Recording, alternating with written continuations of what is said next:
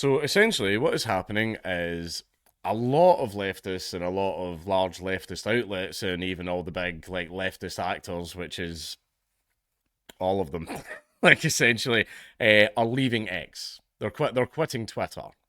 And sadly, they're not doing an Irish goodbye. They're making a whole big thing of it. Where I'm leaving X, and we have to be like, okay, that was always allowed. Yeah. I mean, I will save my thoughts on it at the end. But basically, one of the biggest ones that's caused a bit of a stink is The Guardian. The Guardian, that bastion of truth and facts. Well, they are quitting Twitter. And, they're going to cite a bunch of reasons in this article, but I think I know the main reason. It's because they keep getting absolutely wrecked by community notes. I believe that's the reason, but we'll go into it. We will stop posting from our official editorial accounts on the platform, but X users can still share our articles. We wanted to let readers know that we will no longer post on any official Guardian editorial accounts on the social media site X, formerly Twitter. We think that the benefits of being on X are now outweighed by the negatives and that resources could be better used promoting our journalism elsewhere. But I mean, if you're wanting to promote your own ideas, because the Guardian's a political outlet, they're a political outlet, just the same as the overwhelming majority of media places right now are political outlets. And the point of politics is you are to try and convince people to come over to your way of thinking.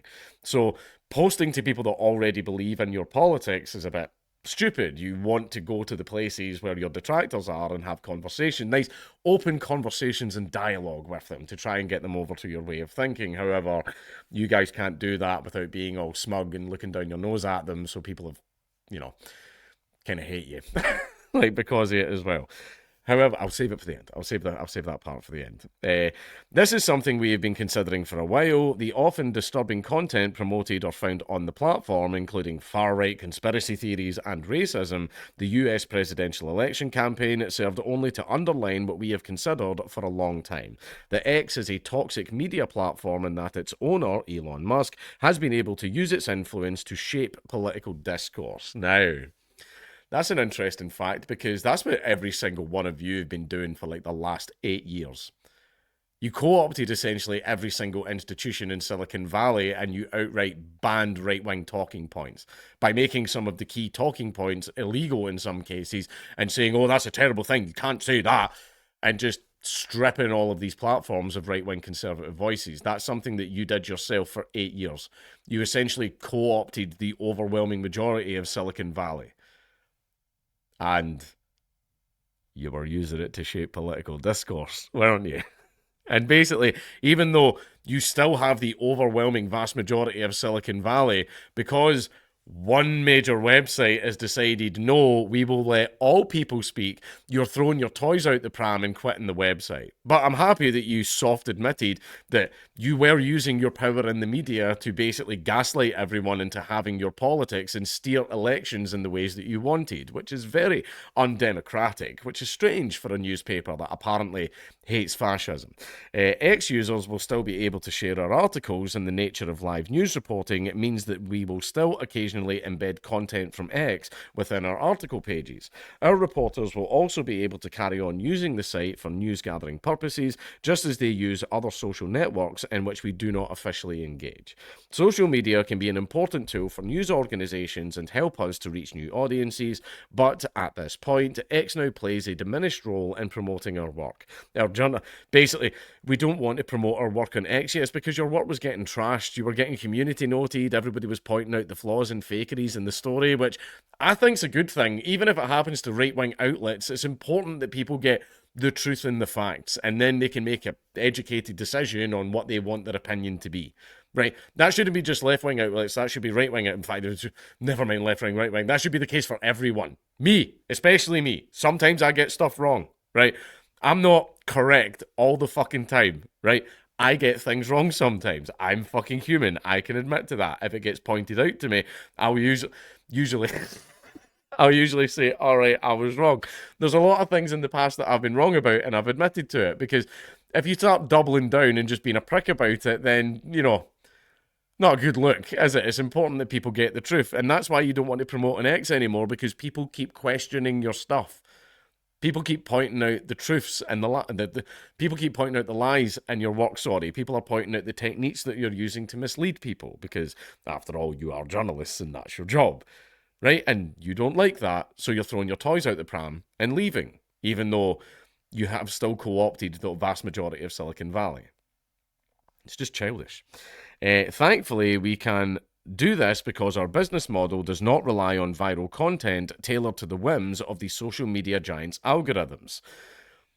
Even though you're on loads of other websites that all use algorithms. But anyway, instead, okay, you're going to use other websites. I guess they don't use algorithms then.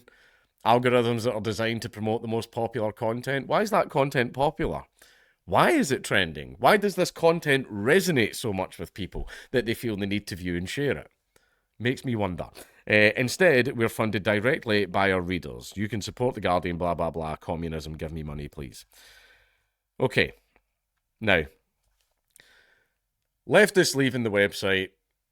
Again, it's completely up to them if they do it. That's 100% their decision. Like, if you want to or don't want to engage with a website, that's totally your decision. If you want to delete your X account, whatever, that's completely up to you. What we're going to do, force you to stay? Or something like, no, right? Completely up to a person whether or not they want to engage on a specific social media platform. That's up to them. However, I am a touch concerned. Now, X isn't banning them.